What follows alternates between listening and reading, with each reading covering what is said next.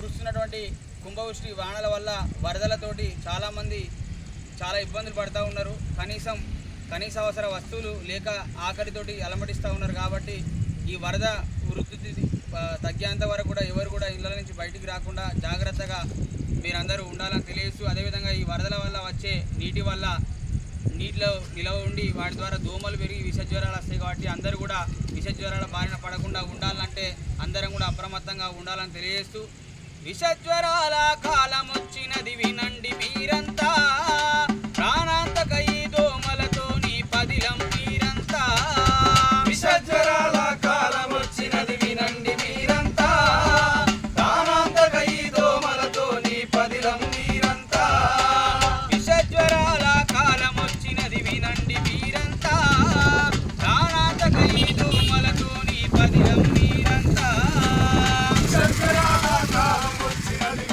మీరంతా, ప్రాణాంతక ఈ దోమలతోని పదిలం మీరంతా.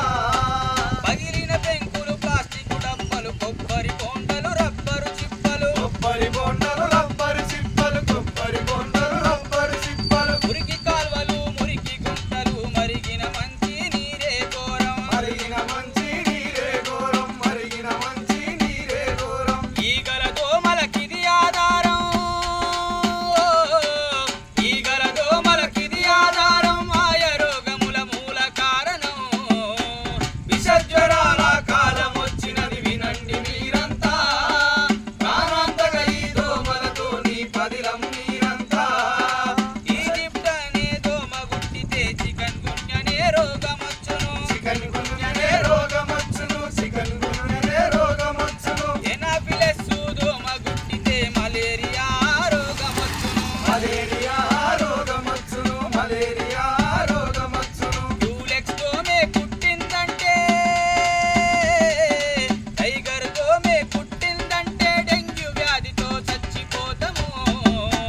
విష జ్వరాల కాలం వచ్చినది వినండి మీరంతా, ప్రాణాంతక ఈ దోమలతోని పదిలం మీరంతా. విష జ్వరాల కాలం వచ్చినది వినండి మీరంతా, ప్రాణాంతక ఈ దోమలతోని పదిలం మీరంతా. అందుకే అందరూ ఆలోచిద్దాము, ఆరోగ్యంగా మనమే ఉందాము. వ్యక్తిగత పరిశుభ్రతతోటి మనమంతా శుభ్రం ఉందాం. ఈగల దోమల బారిన లేక, ఈగల దోమల బారిన పడక ఆరోగ్యాన్ని మనమే ఆస్వాదిద్దాం. విష జ్వరాల కాలం వచ్చినది వినండి మీరంతా, ప్రాణాంతక ఈ దోమలతోని పదిలం మీరంతా. ప్రాణాంతక ఈ దోమలతోని పదిలం మీరంతా, ప్రాణాంతక ఈ దోమలతోని పదిలం మీరంతా. కాబట్టి ఇప్పుడు డెంగ్యూ వ్యాధి బాగా ప్రబలుతుంది. కాబట్టి మీరంతా ఇంటి చుట్టుపక్కల పరిశుభ్రంగా ఉంచుకోవాలి. మనం రోజు స్నానం చేయాలి, పౌష్టికాహారాన్ని తీసుకోవాలి. మనకు డెంగ్యూ వ్యాధికి సంబంధించినటువంటి టైగర్ దోమ మోకాళ్ళ కింది వరకే కుడుతుంది. కాబట్టి మోకాళ్ళ కింది నుంచి కొంచెం మనం కొబ్బరి నూనె లాంటిది పెట్టుకుంటే అది కుట్టడానికి అవకాశం ఉండదు. కాబట్టి ఇలాంటి జాగ్రత్తలు తీసుకొని దోమ తెరలు, అదేవిధంగా దోమలకు సంబంధించినటువంటి నివారణ చర్యలు ఏవైతే ఉంటాయో అవన్నీ తీసుకోవాల్సిందిగా తెలియజేస్తూ థ్యాంక్ యూ అనండి.